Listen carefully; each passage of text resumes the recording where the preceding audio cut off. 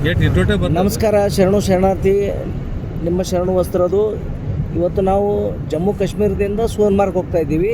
ಈ ಸೋನ್ಮಾರ್ಗ್ ಮಧ್ಯದಲ್ಲಿ ಸುಮಾರು ಈಗಂದರೆ ಸೋನ್ಮಾರ್ಗದ ಹತ್ತಿರ ಸಮೀಪ ಬಂದಿದ್ದೀವಿ. ಸುಮಾರು ಒಂದು 10ರಿಂದ 15 ಕಿಲೋಮೀಟರ್ ಅಂತರದಲ್ಲಿರ್ತಕ್ಕಂಥ ಸಂದರ್ಭದಲ್ಲಿ ಸೋನ್ಮಾರ್ಗ್ ಟನಲ್ ಅಂತಕ್ಕಂಥದ್ದು ಟನಲ್ ಬರುತ್ತೆ. ಈ ಟನಲ್ ಮುಖಾಂತರ ನಾವು ಈಗ ಹೋಗ್ತಾ ಇದ್ದೀವಿ. ಈ ಟನಲ್ ವಿಶೇಷ ಏನಂತಂದರೆ, ಈ ಜಮ್ಮು ಕಾಶ್ಮೀರ ಬಂದ ಮೇಲೆ ಈ ಒಂದು ಟನಲ್ ನೋಡ್ತಕ್ಕಂಥದ್ದು, ಯಾಕಂದರೆ ಇನ್ಫ್ರಾಸ್ಟ್ರಕ್ಚರ್ ಇಂಜಿನಿಯರಿಂಗ್ನಲ್ಲಿ ಅದ್ಭುತವಾಗಿರ್ತಕ್ಕಂಥ ಈ ಒಂದು ಟನಲ್.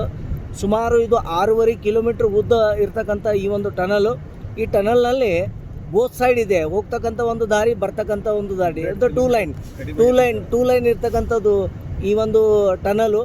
ಇದರಲ್ಲಿ ಸ್ಪೀಡ್ ಕೂಡ ಮಿನಿಮಮ್ 20-25 ಕಿಲೋಮೀಟರ್ ಸ್ಪೀಡ್ನಲ್ಲಿ ಹೋಗ್ತಕ್ಕಂಥ ನಿಯಮಗಳಿವೆ.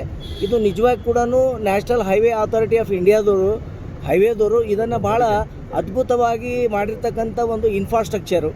ಇದು ಸೋನ್ಮಾರ್ಗ್ ಟನಲ್ ಭಾಳ ನೋಡ್ತಕ್ಕಂಥ ಟನಲ್ ಇದೆ. ಇದರಲ್ಲಿ ಕೂತ್ಕೊಂಡು ಈ ಟನಲ್ ಮುಖಾಂತರ ಪ್ರವಾಸ ಮಾಡೋದೇ ಒಂದು ಹೊಸ ಅನುಭವ ಅಂತ ಅನ್ಬೋದು. ಇಲ್ಲಿ ಯಾಕಂತಂದರೆ ಕಾಶ್ಮೀರಕ್ಕೆ ಬರುವಾಗ ಟ್ರೈನ್ ಮುಖಾಂತರ ಬರುವಾಗ ಕೂಡ ಭಾಳಷ್ಟು ಟನಲ್ಗಳು ಬರುತ್ತೆ.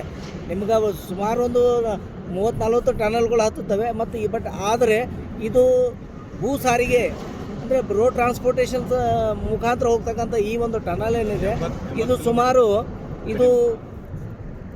ಈ ಟನಲು ಮಾಡೋ ಉದ್ದೇಶ ಏನಂತಂದರೆ, ಸುಮಾರು ನಾವು ಸೋನ್ಮಾರ್ಗ್ ಹೋಗ್ಬೇಕಾದ್ರೆ ಬೇರೆ ಕಡೆದಾದ 70-80 ಕಿಲೋಮೀಟ್ರ್, ಇದು ಸುಮಾರು 6.5 ಕಿಲೋಮೀಟ್ರದ್ದು ಟನಲ್ನಲ್ಲಿ ನಾವು ಶಾರ್ಟ್ಕಟ್ ಆಗಿ ಇದನ್ನು ಸೋನ್ಮಾರ್ಗ್ ಹೋಗ್ಬೋದು. ಇದರಿಂದ ಸಮಯ ಮತ್ತು ಇಂಧನದ ಉಳಿತಾಯಕ್ಕೋಸ್ಕರ ಇದನ್ನು ಸರ್ಕಾರ ಭಾಳ ಪೂರ್ವ ನಿಯೋಜಿತವಾಗಿ ಒಂದು ಮಾಡಿರ್ತಕ್ಕಂಥ ಇನ್ಫ್ರಾಸ್ಟ್ರಕ್ಚರ್ ಟನಲು.